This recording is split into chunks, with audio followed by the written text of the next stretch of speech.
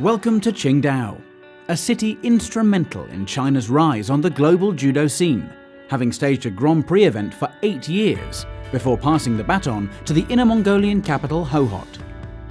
Last year, China earned the right to stage the World Masters, and after a spectacle in Guangzhou, now QINGDAO once again takes the spotlight, as it hosts the 2019 World Judo Tour's season finale.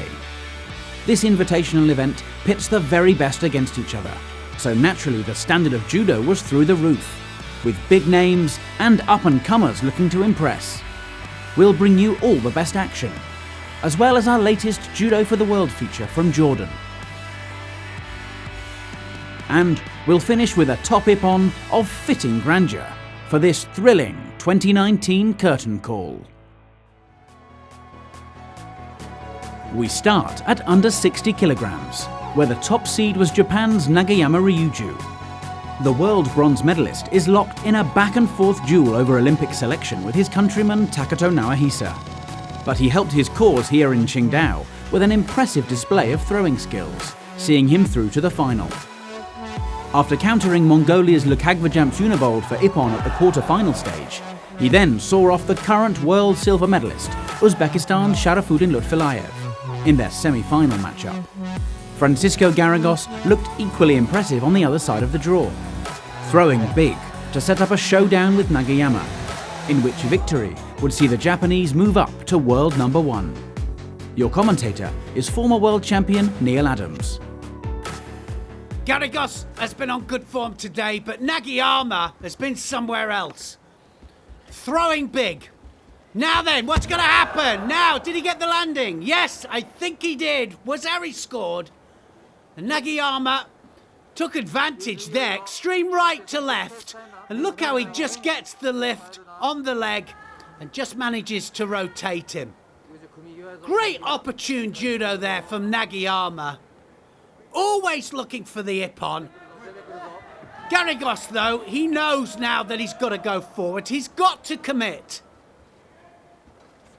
Big arm over. Now! Oh, and he misses with the Uchimata. What a Sakeshi that was from Nagayama. And what Tewaza. That was absolutely superb. Sumio Toshi in competition form. And it looks absolutely magnificent. Look at the push he gets on that lapel hand. He pulls on the sleeve and over he goes for the biggest ippon. It was fully committed there from Garagos. He knew he had to do something and he did it in style. Nagayama puts Takato under pressure for that Olympic place.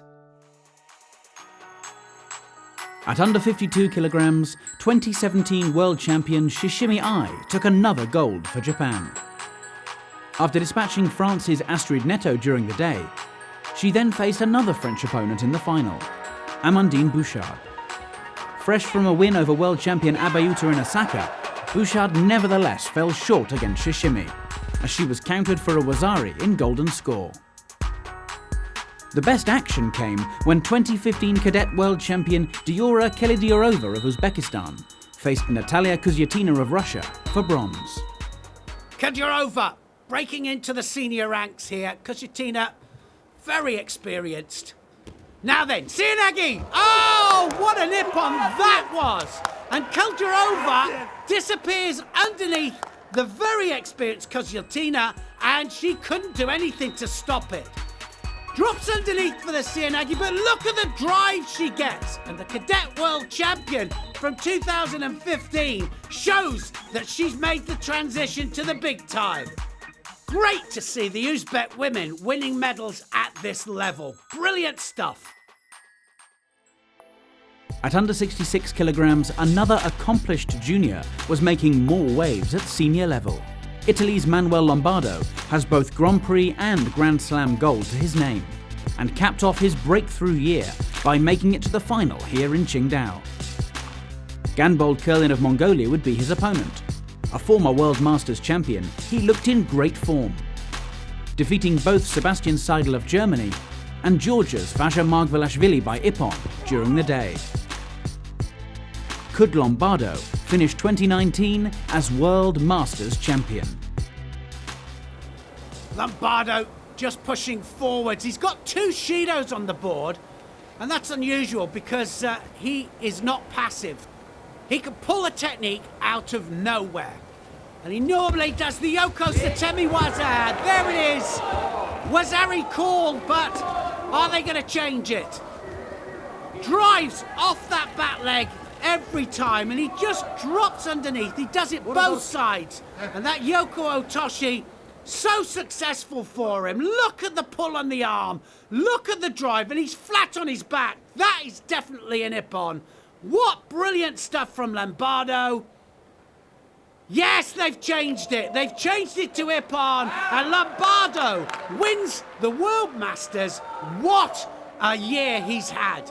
He's broken through the senior ranks, and he's done it in style.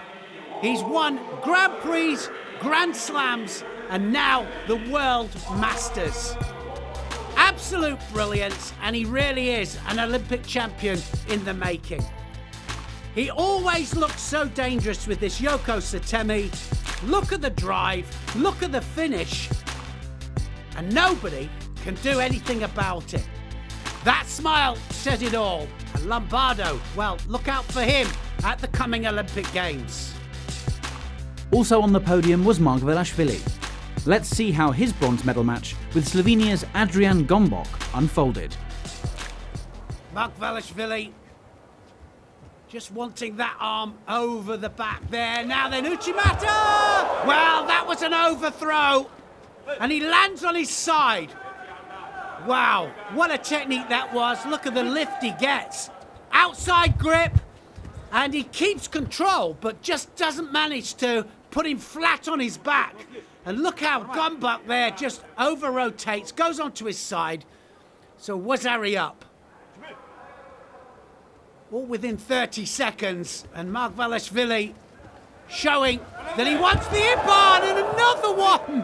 And that was an overthrow as well. Wazari was at the ippon, and it's all over. And that was very, very quick. The Georgian was magnificent, looking for the big throw all the time. This time, Makikomi, and again, Gombok goes right the way over the top, completely spins over, lands on his side. Wazari was at the ippon, and it's all over. And the bronze goes to Margvelashvili. The under 63 kilogram division saw one of the sport's biggest names in action.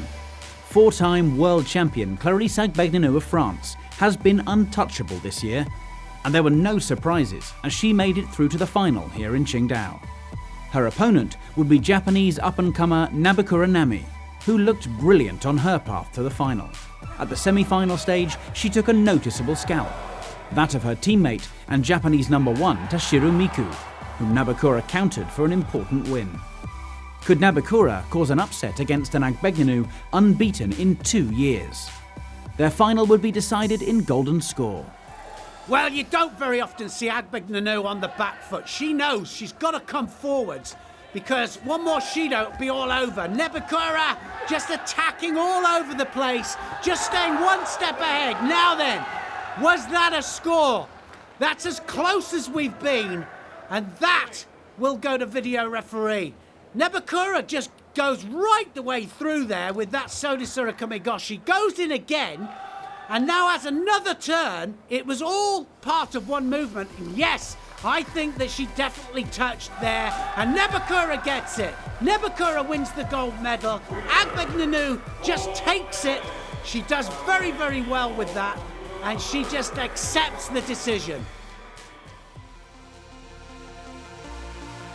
Let's take a break from the action here in QINGDAO to bring you our latest Judo for the World feature from Jordan.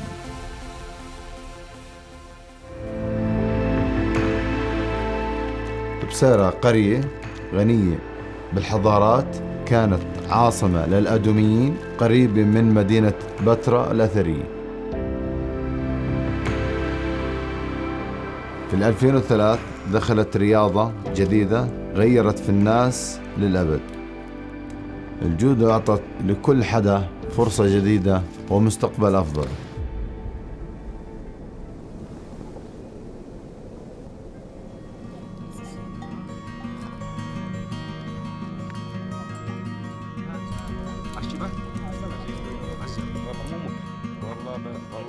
من محافظة طفيلة لواء بصيرة.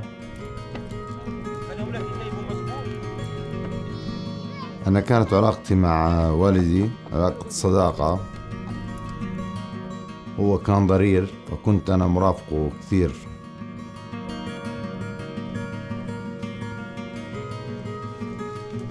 أنا والدي توفى ب88، وبعدنا إحنا ماشيين على نفس النهج اللي كنا ماشيين عليه، نهتم بالأرض نرعاها حق الرعاية. أنا لما صار عمري 16 سنة شغل ما عاد يكفي بالزراعة، فتوجهت إلى الجيش.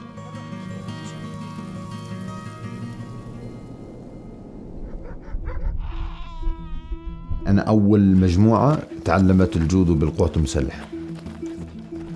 2002-2003 بلشنا التدريب بنادي بصيرة.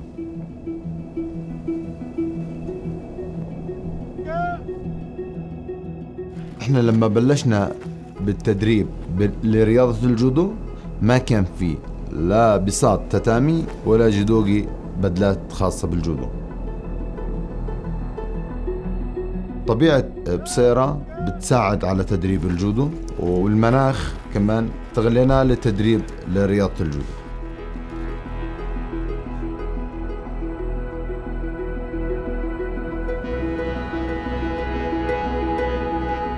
بال2006 صار إقبال على رياضة الجودو، وتم بناء مركز خاص للجودو.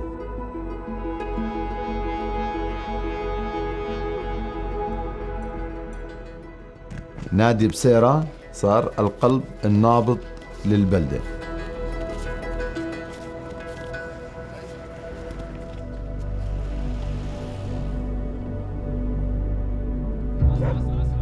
أنا من أول الأطفال اللي دربوا جودو في بصيرة. إحنا ما كان عندنا صالة حديد، فاضطرينا إنه نعمل جيم خارجي نستخدم أدوات البديل، هي العجل والحبل والأشياء. العجل اللي ضربت عليه اليوم هو نفس العجل اللي ضربت عليه من صغير.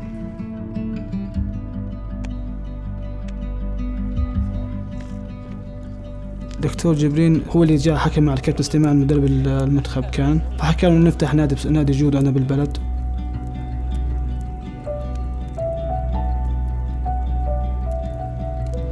يعتبر النادي حلقة وصل لأبناء البلد، وأيضا يشاركوا في المجال الثقافي والمجال الاجتماعي بالإضافة لرياضة الجودو. الجودو في أي مكان كانت هي التي تخلق السمات الشخصية السليمة والصحيحة من الاحترام ومن تبادل الآراء ومن السلوك السليم والصحيح.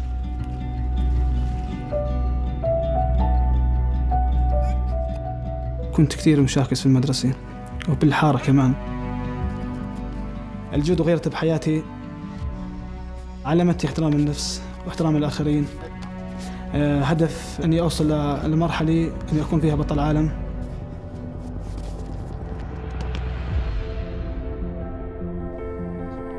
أنا حاليا لاعب منتخب وطني، وانتقلت قامتي في عمان تجهيز طوكيو 2020.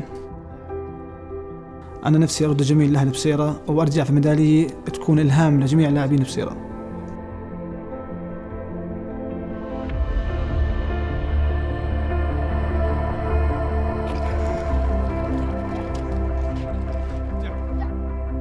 رياضة الجودو عملت أشياء كثيرة لبصيرة، منها مصدر رزق. هسا ببصيرة فيش بيت بخلى من لاعب جودو.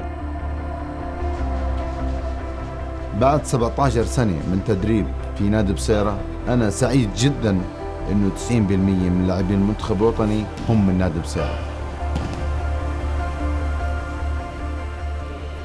أتمنى أن أكون والدي عايش ليشوف بطولات المملكة هم اللي بيحصدوا الميداليات فيها.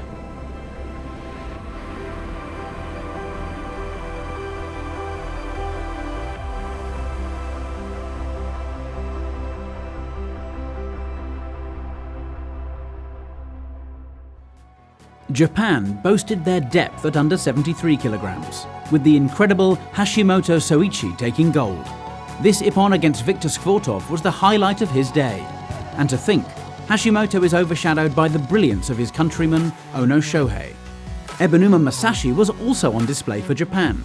The triple world champion at under 66 kilograms has not hung up his judogi just yet, and faced Svortov for one of the bronze medals here in QINGDAO.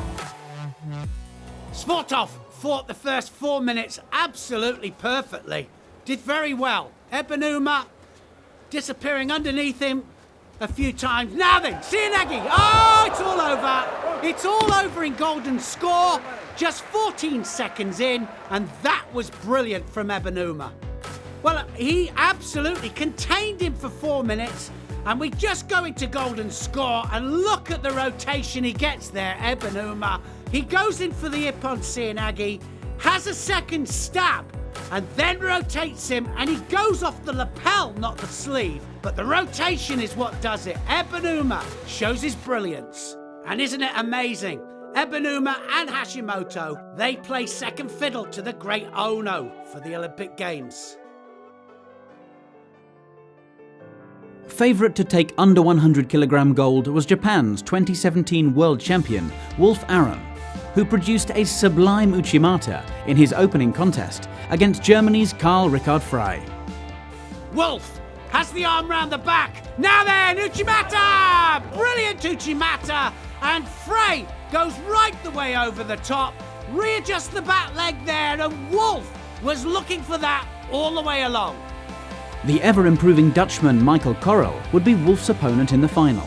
After seeing off Joachim Dwaby of Sweden in his first bout, he then progressed to a semi-final with top seed Valam Lipitiliani, in which a thunderous Uchimata ippon shocked the Georgian, as Korrel booked his place in the gold medal match. A win would be a career best for Korrel. The final would be decided in golden score. Could the Dutchman surprise Wolf? Neither one of these can afford another Shido. They'll have to attack. Wolf all set for it, looking for the Uchimata. And he just feeds that leg in.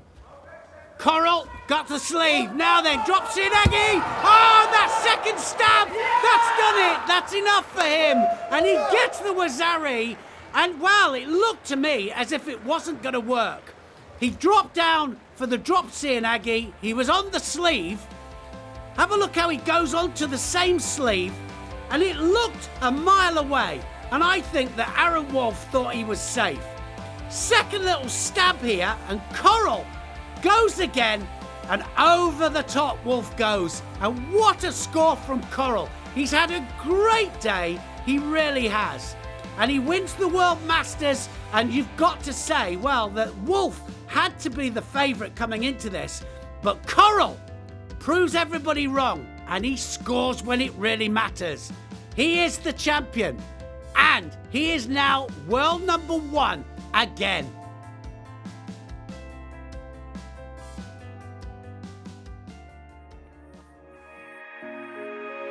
There was another example of judo's diversity in QINGDAO, when the under 57 kilogram title went to the Democratic People's Republic of Korea, after Abu Dhabi Grand Slam champion Kim Jin-ah defeated Tamaoki Momo of Japan, with this golden score Wazari in the final.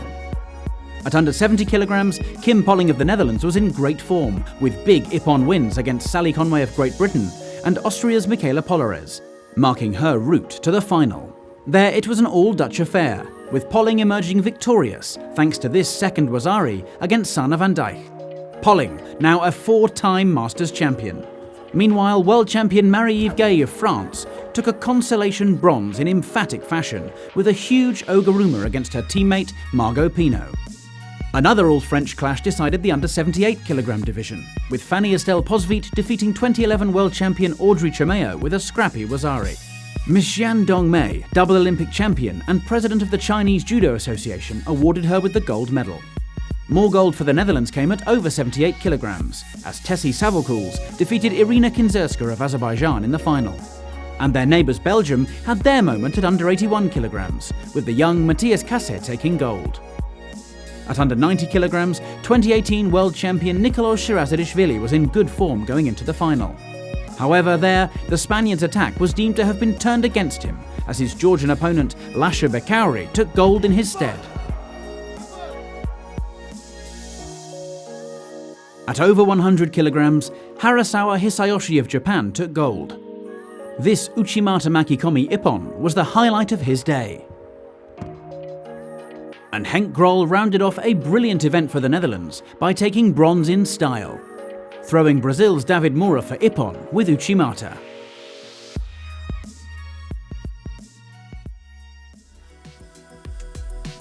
We finish with our selection of top ippons from QINGDAO. At over 100 kilograms, Japan's Kagiura Kokoro had boasted some show-stopping talent during the day. How would he fare when he faced Russia's Inal Tasoev for one of the bronze medals? Well, Kagura has a good Seanagi, good Ashiwaza as well. Now, oh, look at that! A Kuriashi, and what a technique that was! And he catches the Russian absolutely cold. That was absolutely brilliant. Look at it, his head was down actually, and then, well, sweet little Ashiwaza, and it's all over. And there was no power in that, was there? No power, just caught him on the move, caught him as he was moving there. Well, it was almost Nidan Koso Tagak. Brilliant stuff from Kagura, and he gets the medal.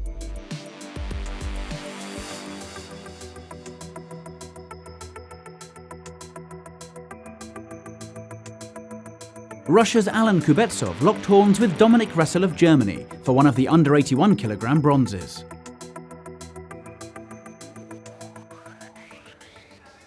Ressel can pull techniques out of nowhere. They've both got to attack. Can't afford a mistake. Oh, look at that! Diashibarai! Oh, that was a sweet Ashiwaza, it really was. It was on the move there. And look at them, they're both tired, out on their feet. And that little Diashi there just takes Ressel flat on his back. Brilliantly executed, just catches him on the move. Wow, was it a Kuriashi? Either way, it was a brilliant Ashiwaza by the Russian, and he secures the medal. We have seen some amazing Ashiwazas at this tournament. Our top ippon is a beauty, and although technically it's recorded as a golden score Wazari, we think you'll agree that the decisive moment of the under 48 kilogram final between Kosovo's Distria Krasniki and Mongolia's Ganbatar Narantsetseg is a fitting end to a spectacular event.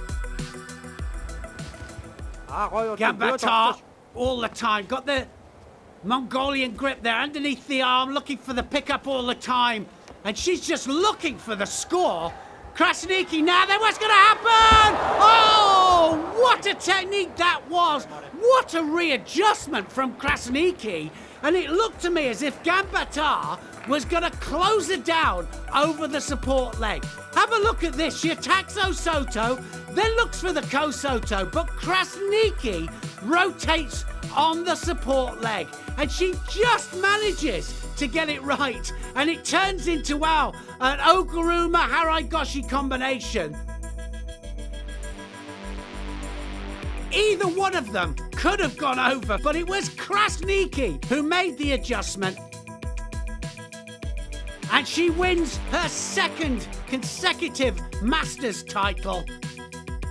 Look at that. She says that's 2, and she has a big smile on her face. What incredible judo we've seen on this world tour this year. It's been a great year. What a way to end another wonderful year on the World Judo Tour. A year in which judo has once again shown that its champions are not only phenomenal athletes, but that they are also role models. They are ambassadors for a way of life, united through a discipline which continues to foster the spirit of Jita Kyoei, mutual benefit. Join us next year as judo's heroes embark on their quest for Olympic glory.